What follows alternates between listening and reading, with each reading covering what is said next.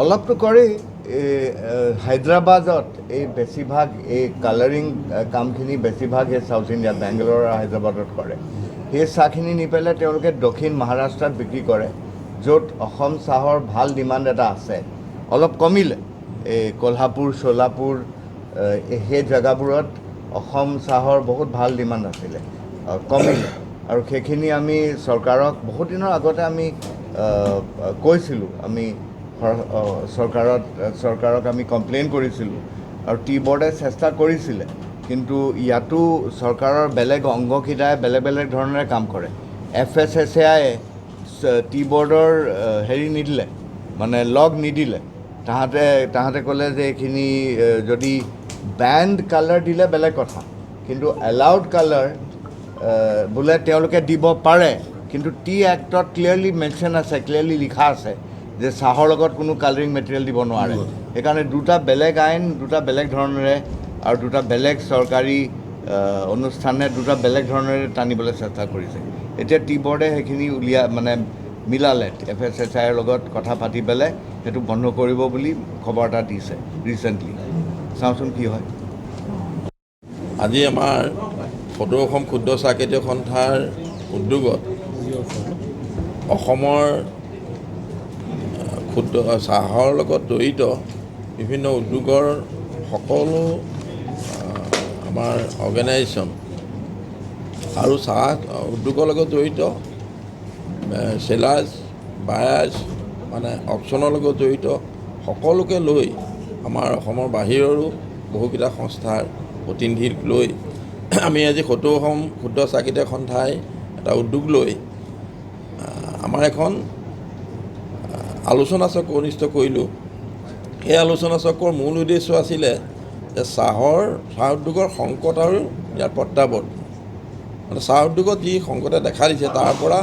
আমি কেনেকৈ উত্তৰণ ঘটাব পাৰোঁ, সেই সন্দৰ্ভত আমি সকলো সংস্থাবিলাক একেলগ হৈ সেইটো এটা আলোচনা কৰিছোঁ যে সকলোৱে আমি কেনেকৈ ধৰণে প্ৰচেষ্টা কৰি এই উদ্যোগটো অধিক শক্তিশালী কৰিবৰ কাৰণে, উদ্যোগটোক বচাই ৰাখিবৰ কাৰণে বা উদ্যোগটোৰ ভৱিষ্যত উন্নয়নৰ কাৰণে আমি কেনেধৰণে প্ৰচেষ্টা ল'ব পাৰোঁ, এই বিষয়ত এখন দীঘলীয়া আলোচনা হ'ল। আৰু ইয়াত আমাৰ মূলতঃ আৰু এটা আমাৰ গৌৰৱৰ বিষয় যে আজি ভাৰতীয় চাহ বৰ্ডেও ইয়াত অংশগ্ৰহণ কৰিছিলে। তেখেতলোকক আমি নিমন্ত্ৰণ জনাইছিলোঁ। ভাৰতীয় চাহ বৰ্ডৰ উপাধ্যক্ষ অৰিন্দা ফুকন যাদৱ তেখেত আজি উপস্থিত আছিলে আৰু তেখেতে ইয়াত আমাৰ সন্থাৰ এখন মুখপাত্ৰ, তিনিমহীয়া মুখপাত্ৰ সেউজ কোণখনো উন্মোচন কৰিলে। লগতে আমাৰ অসমৰ বিশিষ্ট চাহ উদ্যোগপতি প্ৰভাত বেজবৰুৱা ডেঙৰীয়া তেখেতে এই সভাখন আনুষ্ঠানিকভাৱে উদ্বোধন কৰিছে। আৰু আমাৰ বটলিফ এছ'চিয়েশ্যনৰ সভাপতি চান গোহাঁই ডাঙৰীয়া তেখেত আৰু তেখেতৰ সতীৰ্থসকল, সমিতিৰ বিষয়ববীয়াসকল আৰু ফাটমা যিটো তেখেতলোকৰ অল ইণ্ডিয়া সংগঠন, বিভিন্ন সংস্থাবিলাকৰ বটলিফ এছ'চিয়েশ্যনৰ তাৰ সভাপতি দেৱেন সিং ডাঙৰীয়া আৰু নেতা নৰ্থ ইষ্ট টি এছ'চিয়েশ্যনৰ সভাপতি অজয় ধানদৰীয়া প্ৰমুখ্যে তেখেতলোকৰ বিষয়ববীয়াসকল উপস্থিত আছিল। আৰু ATPA, তাৰপিছত BCP, তাৰপিছত TAI tea association of India আৰু ITA ইণ্ডিয়ান টি এছ'চিয়েশ্যনৰ অল ইণ্ডিয়াৰ ছেক্ৰেটাৰী জেনেৰেল অৰিজিত ৰাহা ডাঙৰীয়া তেখেত আজি বিশেষভাৱে উপস্থিত আছিলে।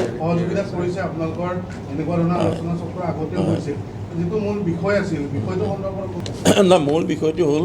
যে এইটো এটা আজি ঐতিহাসিক দিন আমাৰ কাৰণে, যে আজি প্ৰথমবাৰৰ কাৰণে চাহ উদ্যোগৰ সকলো পক্ষ আজি একেলগ হৈছে আৰু আমি খুব গঠনমূলকভাৱে আমি আগবাঢ়িব বিচাৰিছোঁ যে পৰৱৰ্তী সময়ত আমি আমাৰ যিবোৰ কমন ইছ্যু সেইবিলাকত আমি একেলগে আগবাঢ়িম। এটা সিদ্ধান্ত হৈছে যিবিলাক কমন ইছ্যু, যিবিলাক আমি সকলো একেলগে আগবাঢ়িবলৈ আমি এটা সৰ্বসন্মত আজি সিদ্ধান্ত লৈছোঁ। সংকট এনেকুৱা হৈছে, ধৰক আজি এতিয়া আমি কেঁচাপাত বিক্ৰেতাসকলতো সংকটৰ মুখামুখি হৈছোঁৱেই, আৰু তেখেতলোকৰ যিসকলে পটলি মেনুফেকচাৰ তেখেতলোকৰ মুখামুখি কিছু হৈছে বা ডাঙৰ বাগিচাসকলৰ মুখামুখি হৈছে পাটৰ যি ধৰণৰ বহিৰাজ্যত বজাৰ যিটো আছে সেই বজাৰৰ ব্যৱস্থাটো ভাল নহয় পাটৰ ধৰক মূল্য কিছু কমিছে এই ক্ষেত্ৰত আমি পৰৱৰ্তী সময়ত আকৌ আলোচনা কৰিম যে নাই কাৰণবিলাক ইতিমধ্যে কিছু আমি কাৰণ আলোচনা কৰিছোঁ যে ইণ্ডিয়ান চাহৰ কনজামশ্যনো বাঢ়িব লাগিব কনজামশ্যন এতিয়া আমাৰ যিমান আছে ডমেষ্টিক কনজামশ্যন সেই কনজামশ্যন বাঢ়িব লাগিব আৰু বাহিৰৰ পৰা এতিয়া আৰু এটা সমস্যা হৈছে নেপাল শ্ৰীলংকা কেনিয়া ইয়াৰ পৰা মানে ভাৰতবৰ্ষলৈ চাহ আমদানি হৈছে এতিয়া সেই আমদানি হোৱাৰ কাৰণে আমাৰ চাহৰ মূল্যটো ডমেষ্টিক বজাৰত কমি গৈছে সেইটো এটা প্ৰত্যাহ্বান হৈছে কীবোৰ্ডৰ ভাইচ চেক্ৰেটাৰীয়ে কৈ গ'ল যে মেইনলি কোৱালিটিৰ কাৰণেই চাহ উদ্যোগটো সম্ভৱ হৈছে কথাটো নহয় মেইনলি কোৱালিটিটোৱেই সৰ্বমূল নহয় কোৱালিটিটো এটা বিষয় কোৱালিটিটো হয় কোৱালিটি সেইটো এটা আমি সিদ্ধান্ত লৈছোঁ আজি যে আমি কোৱালিটি আপডেশ্যন কৰিবৰ কাৰণে সকলোৱে মানে সামূহিক প্ৰচেষ্টা এটা লওঁ এই কথাটো আগতেও বহুবাৰ বাতৰি কৰিছোঁ প্ৰভাত বেজবৰুৱা ডাঙৰীয়াৰ পৰা মন্তব্য লৈছোঁ তেওঁ সকলোকে ধন্যবাদ জ্ঞাপন কৰিছোঁ আমাৰ কথা হ'ল ৰাজেন বৰাই যিখিনি কথা ক'লে সেই কথাখিনি আমি মই উপলব্ধি কৰিছোঁ আৰু উপলব্ধি কৰি পেলাই আমি সেইমতে চাহৰ যিটো সংকট আহিছে আমি সেই সংকট দূৰ কৰিবৰ কাৰণে আমি চেষ্টা কৰিম কেলকাটা লবিটো আপোনালোকক আমি তেনেকৈ ক'বলৈ যোৱা নাই কেলকাটা লবি মানে যিটো এক্সপৰ্ট আমাৰ যিটো ইম্পৰ্ট কৰি আছে ইম্পৰ্ট লবিটো আমি অকল চিন্তাজনক বিষয় হৈছে কাৰণ আমাৰ ইয়াত 1360 মিলিয়ন কেজি চাহ আমাৰ অল অভাৰ ইণ্ডিয়াত প্ৰডিউচ হয় যিখিনি আমাৰ এক্সপৰ্ট হয় সেইখিনি বাদ দি পেলাই আমাৰ ডমেষ্টিক কনজাম্পশ্যনত আমাৰ যথেষ্ট সেইখিনি চাহ যদি হয় আমাৰ চাহৰ ডিমাণ্ডটো সদায় থাকে যোৱা বছৰ আমাৰ নৱেম্বৰ 30 তাৰিখে আমাৰ টি বোৰ্ডে এটা নিয়ম ওলালে এটা অৰ্ডাৰ উলিয়ালে যে 30 তাৰিখৰ পিছত আমি কেঁচাপাত ছিঙিব নোৱাৰোঁ আমাৰ সেইটো কথালৈ ভাল আছিল কেলৈ যদি আমি ডমেষ্টিক মাৰ্কেটত ইমানখিনি চাহ থাকিলেহেঁতেন কিন্তু এফালে আমাক এইটো বঞ্চিত কৰি বাহিৰৰ চাহ যিটো নেপাল কেনিয়া আৰু শ্ৰীলংকা চাহ আমাৰ বৰাদে কোৱাৰ দৰে যিসকল চাহ ইণ্ডিয়ালৈ আমাৰ ভাৰতবৰ্ষলৈ আহিলে সেই চাহসকল অনা মানুহবিলাক কোন আমাৰ প্ৰত্যাহ্বান হৈছে তাত আমাৰ সমস্যা হৈছে তাত সেই মানুহবিলাকৰ MRL টেষ্ট আমাৰ যিটো অসুবিধা হৈ আছে তেওঁলোকৰ ক্ষেত্ৰত সেইটো প্ৰযোজ্য হয় নহয় সেইখিনি আমি আপোনালোকৰ যোগেদি চৰকাৰক সুধিব বিচাৰিছোঁ বা তেওঁলোকক সুধিব বিচাৰিছোঁ যদি MRL টেষ্ট এটা আমাৰ নিয়ম আছে সকলো কাৰণে ইকুৱেল হ'ব লাগে আমাৰ কথা সেইটোৱে আমি সেই লবিটোৰ কাৰণে আমাৰ কিছুমান অসুবিধা হৈছে বুলি আমি অনুভৱ কৰিছোঁ ধন্যবাদ জুনৰ পৰা নাই মই কৈছিলোঁ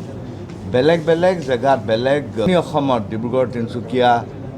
চৰাইদেউ আৰু লখিমপুৰ ধেমাজি এনেকুৱা জেগাবোৰত ইমানকৈ পৰা নাই তেওঁলোকে ভালকৈ বৰষুণ পাইছে এইবাৰ আৰু উৎপাদনো যোৱা বছৰতকৈ বেছিহে হৈ আছে তেওঁলোকৰ কিন্তু আমাৰ এইফালৰ পৰা শিৱসাগৰ যোৰহাট গোলাঘাট আৰু এই নামনি বুলি ক'ব নোৱাৰি ঠিক কিন্তু মিড আছাম ইয়াত আমাৰ সাংঘাতিক প্ৰভাৱ পৰিছে আৰু মই ভাবোঁ টুকলাই মোৰ লগত সন্মত হ'ব যে আমাৰ ক্লাইমেট চেঞ্জ এটা প্ৰকৃততে হৈছে আমাৰ এই জেগাত চাব হিমালয়ান ফুটহিল আমাৰ অসমো সেই জ'নতে পৰে আমাৰ যথেষ্ট ক্লাইমেট চেঞ্জ হৈছে আমাৰ বৰষুণ কমিলে আৰু এনেই এভাৰেজ তাপমানবোৰো বহুত বাঢ়িলে এনেকুৱা পৰিৱেশত চাহৰ উৎপাদন ভাল হ'ব নোৱাৰে সেইকাৰণে ভৱিষ্যতলৈ চাহৰ উৎপাদনটো বোধহয় কমিব প্ৰগ্ৰাম এটা কৰিম বুলি ভাবিছিলোঁ ইয়াৰে ভিতৰত মই ভাবোঁ চান গোহাঁইদেউক মই কওঁ প্ৰথম দুটা যিখিনি আমি কমন প্ৰগ্ৰাম এটা কৰিম তেখেতক গাই দিবলৈ কওঁ নেকি অসমীয়াতে কওক বা কেইটামান আছে আমাৰ বেলেগ বেলেগ ইয়াত কেইবাজনো আহিছে বেলেগ অৰ্গেনাইজেশ্যনৰ পৰা বেলেগ সন্থাৰ পৰা আহিছে আমাৰ নিজৰ কিছুমান উদ্দেশ্য আছে যিবোৰ সদায় নিমিলিব পাৰে কিন্তু আমাৰ মেইন কমন প্ৰগ্ৰাম এইবোৰ প্ৰথম কথা আমি চব ধৰণৰ চেষ্টা কৰিম আমাৰ মানদণ্ড, আমাৰ কোৱালিটি আৰু কমপ্লায়েন্সবোৰ বঢ়াবলৈ। যদিও আমি ভাবোঁ যে কমপ্লায়েন্সৰ ক্ষেত্ৰত কিছুমান আইন মানে যুক্তিসংগ নহয়, তথাপি আমি কমপ্লায়েন্সটো বঢ়াবলৈ ট্ৰাই কৰিম আৰু কোৱালিটি বঢ়াবলৈ ট্ৰাই কৰিম। সেইটো হ'ল আমাৰ প্ৰগ্ৰেম নম্বৰ 1। প্ৰগ্ৰেম নম্বৰ 2 হ'ল আমি ডিমাণ্ড কৰোঁ গভৰ্ণমেণ্টক যে চব ইম্পৰ্ট বন্ধ কৰিব লাগে। আমাৰ ভাৰতবৰ্ষৰ ভিতৰতে যথেষ্ট পৰিমাণে চাহ উৎপাদন হয় আৰু বাহিৰৰ পৰা অনা কোনো দৰকাৰ নাই। যদি আনে এটা ছিংগল পৰ্টৰ পৰা আনিব লাগে, এটা বন্দৰৰ পৰা আনিব লাগে, যাতে তাৰ ওপৰত পূৰা নজৰ ৰাখিব পাৰে, তাৰ MRL চেক কৰিব পাৰে আৰু সেইটোৰে কি হৈছে, সেইটো ইণ্ডিয়াত বিক্ৰী হৈছে, ভাৰতবৰ্ষৰ ভিতৰত বিক্ৰী কৰিবলৈতো চাহ ইম্পৰ্ট এলাও নহয়। তেওঁলোকে একচুৱেলি বাহিৰলৈ পঠাইছে নে নাই সেইটো চেক কৰিব পাৰিব যদি ছিংগল পৰ্টত আনে তেওঁলোকে। তৃতীয়, আমি বিচাৰোঁ যে আমাৰ যিটো টি ৱেষ্ট হয়, চাহ উৎপাদন কৰিলে ফেক্টৰীত টি ৱেষ্ট এটা হয়, সেই টি ৱেষ্টটো ডিষ্ট্ৰয় হ'ব লাগে। এতিয়া মানুহবোৰে সেইটো বিক্ৰী কৰে কোনোবা পাৰ্টিক, তেওঁলোকে বেলেগ জেগালৈ নি পেলাই সেইবোৰ আকৌ চাহৰ লগত মিহলাই পেলাই একদম মানে গেলা বস্তু এটা চাহৰ লগত মিহলাই কিবা ধৰণৰ চাহ এটা উৎপাদন কৰি বিক্ৰী কৰে। সেইটো বন্ধ হ'ব লাগে, মানে টি ৱেষ্টটো ডিষ্ট্ৰয় হ'ব লাগে আমি বিচাৰোঁ। তাৰপিছত আমি বিচাৰোঁ যে যিবোৰ টি বৰ্ডৰ ছাবচিডি, ইয়াৰে সৰহ অংশটো ক্ষুদ্ৰ চাহ খেতিয়কৰ হাতলৈ যাব লাগে, বৃহৎ বাগানলৈ যাব নালাগে, ক্ষুদ্ৰ চাহ খেতিয়কৰ হাতলৈ যাব লাগে। কিন্তু এনেকৈ বিলাব লাগে যাতে তেওঁলোকৰ কোৱালিটি বাঢ়ে।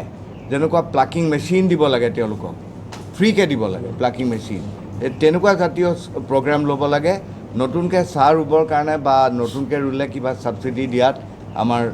মানে আমি সন্মত নহওঁ, আমাক নালাগে সেইটো। আমাক কোৱালিটি ইম্প্ৰুভ কৰিবৰ কাৰণে যিখিনি সামগ্ৰী লাগে সেই বস্তুখিনি টি বৰ্ডে কিনি পেলাই ক্ষুদ্ৰ চাহ খেতিয়কক দিব লাগে আৰু ছাবচিডি প্ৰগ্ৰেমবোৰ মেইনলি ক্ষুদ্ৰ চাহ খেতিয়কৰ ফালে ঠেলিব লাগে, বিগ গ্ৰ'ৰৰ পৰা। তাৰপিছত আমি বিচাৰোঁ যে আমাৰ মাজতে আৰু চৰকাৰৰ লগত আমি আলোচনা কৰোঁ যে চাহপাতৰ মিনিমাম প্ৰাইচ এটা ফিক্স কৰিব পৰা যায় নে নাই, আৰু তাৰ লগতে কেঁচা পাতৰ মিনিমাম প্ৰাইচ এটা ফিক্স কৰিব পৰা যায় নে নাই, সেইটো আমি আমাৰ মাজতো আৰু চৰকাৰৰ লগত আমি আলোচনা কৰিবলৈ মানে আৰম্ভ কৰিম আমি। আৰু লাষ্টত যিকেইটা MRL আছে, মেক্সিমাম ৰেজিডিউ লিমিট যিবোৰ আছে,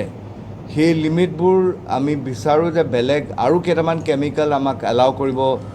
লাগে, আমাক দিব লাগে ব্যৱহাৰ কৰিব পৰাকৈ। আৰু সেই MRLবোৰ আমাৰ ইম্পৰ্টিং দেশৰ লগত হাৰমনাইজ কৰিব লাগে যাতে আমাৰ চাহবোৰ আমি এক্সপৰ্ট কৰিব পাৰোঁ। কিন্তু একেবাৰে বেন কৰিব নালাগে এই কেমিকেলবোৰ, কিয়নো বাহিৰতো বেন নহয়। আমি তাহাঁততকৈও বেছি হেৰিলৈ গৈছোঁ, এটা পৰ্যায়লৈ, মানে এতিয়া জাৰ্মানী বা ইউৰোপিয়ান ইউনিয়নত যিমান এচিটামিপ্ৰিড বোলা কেমিকেল এটা তেওঁলোকে এলাউ কৰে, কিন্তু ইয়াত এলাউ নহয়। ইয়াত তাৰ MRLটো 0.01 ppm, মানে ব্যৱহাৰ কৰিলেই বস্তুটো আনফিট হৈ যায় খাবলৈ। আৰু তেওঁলোকৰ MRLটো 0.05, মানে আমাতকৈ 5 গুণ। তেওঁলোকে যদি সেইটো এলাউ কৰিব পাৰে, আমিও ডেফিনেটলি এলাউ কৰিব পাৰিব লাগে। তেওঁলোকতো এক প্ৰকাৰে আমাতকৈ এইবোৰত অলপ বেছি তাৰমানে বেছি সচেতন। সেইখিনি দেখা গৈছে যে Indian tea broker bureau report Maya news.